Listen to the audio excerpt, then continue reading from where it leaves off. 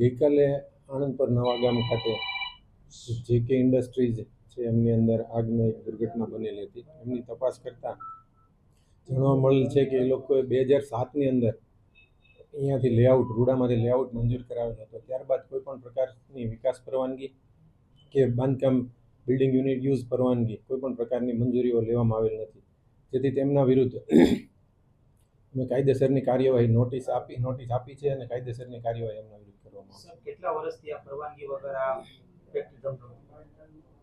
2007માં અમારી પાસેથી એ લોકો લેઆઉટ મંજૂર કરાવી ગયેલા હતા. ત્યારબાદની કોઈ પણ પ્રકારની ડોક્યુમેન્ટ્સ કે કોઈ પણ પ્રકારની રૂડાની અંદર કોઈ કાગળ કે કોઈ પણ પ્રકારનું ડોક્યુમેન્ટ રજૂ થયું હા એ મંજૂરી જ લીધેલી નથી એટલે સંપૂર્ણપણે ગેરકાયદેસર છે.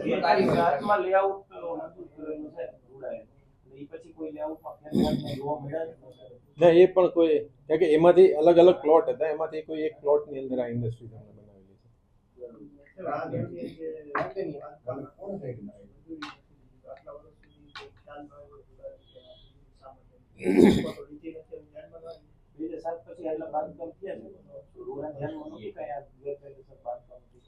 નહીં. ફિલ્ડમાં વિઝિટમાં ટીમ જતી હોય છે, પણ જનરલી એવું હોય છે કે જે તે ડેવલપર્સ છે એમણે જે તે સંસ્થા પાસે મંજૂરી લેવાની હોય છે. જો અમારા ધ્યાનમાં આવી ગયેલું હોય તો એડવાન્સમાં જ અમે એમને કાયદેસરની કાર્યવાહી કરીને બંધ કરાવી દીધું.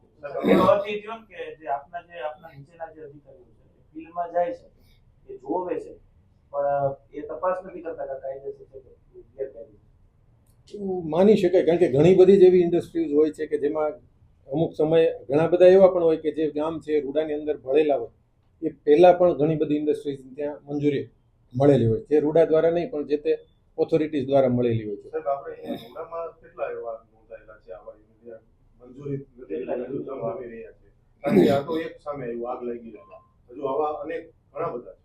એ અમે ચકાસણી કરાવીએ છીએ હવે, કારણ કે અત્યારે અમારી પાસે એવો કોઈ ડેટા છે ને એટલે અમે ચકાસણી કરાવીને હવે દરેક જેવા એવા યુનિટો ધ્યાનમાં આવશે એમના વિરુદ્ધ કાર્ય કાયદેસર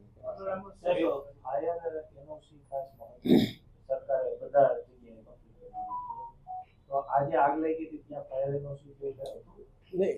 મંજૂરી જ લીધેલી નથી એના મતલબ કોઈ પણ પ્રકારના એમની પાસે એનઓસી નહીં હોય, એ સ્પષ્ટ સાબિત તો આજે ઔદ્યોગિક એકમો જે છે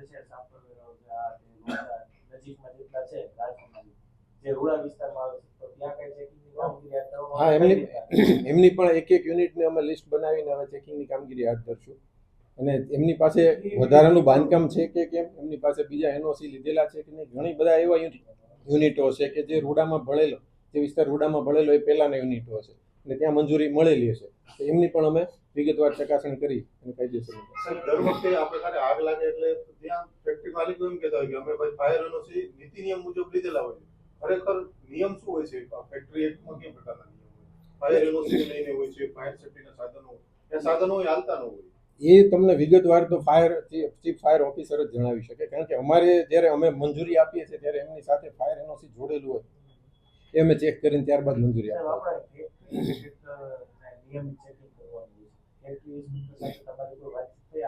આ બાબતે મારે કોઈ ચર્ચા સંકલન કઈ રીતે થતું હોય છે ફાયરનું અને રૂડાનું?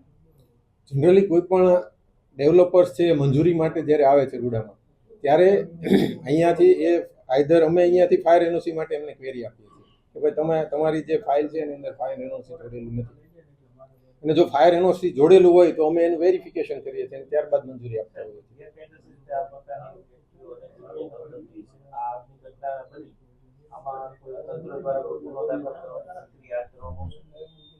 એ આખો હવે પોલીસનો સબ્જેક્ટ છે. પોલીસ અમારી પાસેથી જ્યારે રિપોર્ટ મંગાવશે ત્યારે અમે એમને વિગતવાર રિપોર્ટ.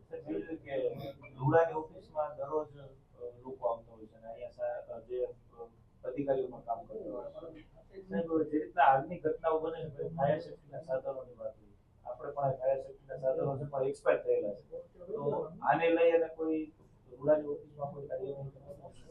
હા એ અમે ગયા વર્ષે જ આમ તો રિન્યુ કરાવેલા હતા, તમે ધ્યાન દોરેલું છે, અમે ચેક કરાવી લઈએ છીએ, કારણ કે અમારે આખી જ એક ફાયરની આખી નવી સિસ્ટમ સેટ કરવા માટેની અત્યારે ટેન્ડર પ્રોસેસ પણ થઈ ગઈ છે રૂડા ઓફિસની.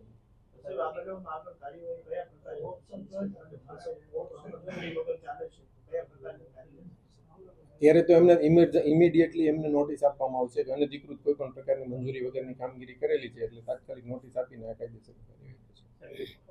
પુરાની તમે વાત કરી કે રિસીવ કરાવીને સામાન્ય રીતે સામાન્ય લોકોને 7 દિવસનો ટાઈમ આપતા હોય છે.